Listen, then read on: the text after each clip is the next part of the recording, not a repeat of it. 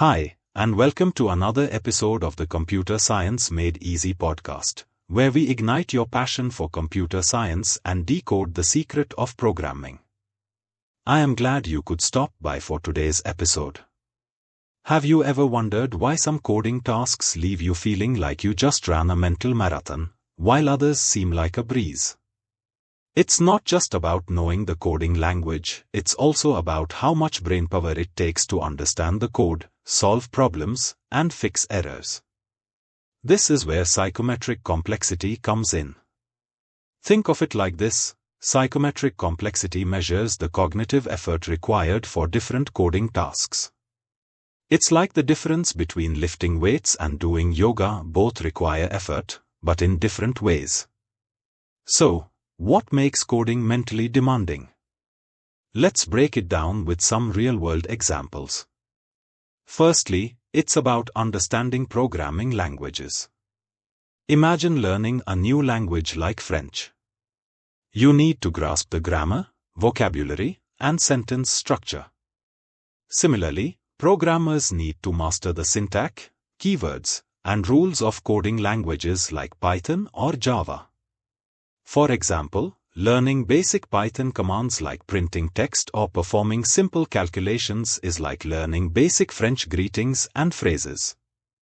However, diving into complex libraries and object-oriented programming concepts requires more advanced language skills, similar to understanding complex French grammar and sentence structures. Now think of solving puzzles. Think of a challenging Sudoku puzzle. Coding is often like solving logic puzzles, but in the digital world. You need to break down problems into logical steps, think creatively, and find the most efficient solutions. For example, writing code to automate a simple task like sending an email notification is like solving a basic Sudoku puzzle. However, building a complex recommendation system for an e-commerce website is like tackling a challenging logic puzzle with multiple layers and variables. Thirdly, it's about debugging errors. Imagine your computer suddenly crashes. Debugging errors is like being a detective, searching for clues, error messages, and fixing the root cause, the bug, to make things work again. For example, fixing a syntax error like a missing semicolon is like finding a missing piece in a jigsaw puzzle, easy to spot and fix. But debugging a logical error, where the code runs but produces unexpected results, requires more detective work and deeper understanding of the code's logic. Fourthly, building with algorithms is demanding. Think of a recipe for a delicious cake. Algorithms are like recipes for computers, outlining the steps to solve a problem. Some algorithms are simple and straightforward, while others involve complex calculations and data structures. As an example, sorting a list of numbers in ascending order uses a relatively simple algorithm, like putting the smallest items first. However, implementing a complex sorting algorithm like quicksort requires understanding advanced concepts like recursion and divide-and-conquer strategies. Fifthly, reading and writing code is time-consuming. Imagine trying to follow a recipe written in a language you don't understand. Well-written, clear code with proper indentation, comments, and meaningful variable names is easy to read and understand, making coding less mentally taxing. For example, reading code that clearly defines variables like total_cost and uses comments to explain each step is like following a well-written recipe with clear instructions. But encountering code with cryptic variable names and no comments is like trying to decipher a poorly written recipe, requiring more mental effort to understand the logic. Sixthly, we also have to think about the system design.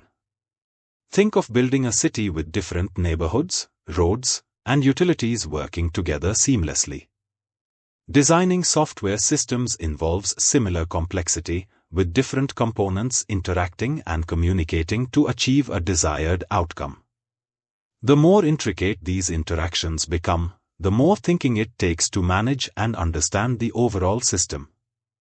For example, Building a basic website with a few static pages is like designing a small town with simple infrastructure.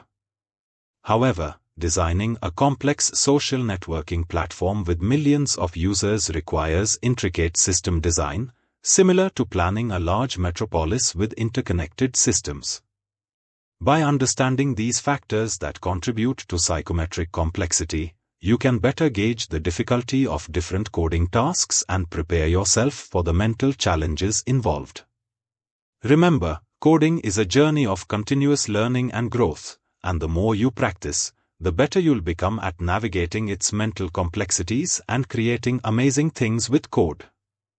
I will share a few additional tips for beginners. Start with beginner-friendly languages and projects. Break down complex problems into smaller, manageable steps. Don't be afraid to ask for help and learn from others. Practice regularly and consistently. Most importantly, have fun and enjoy the process of learning. Hopefully, these tips will help you become better at programming. Thanks for tuning into this podcast. Until next time, keep your algorithms optimized and your dreams bug-free. All the best is learning programming.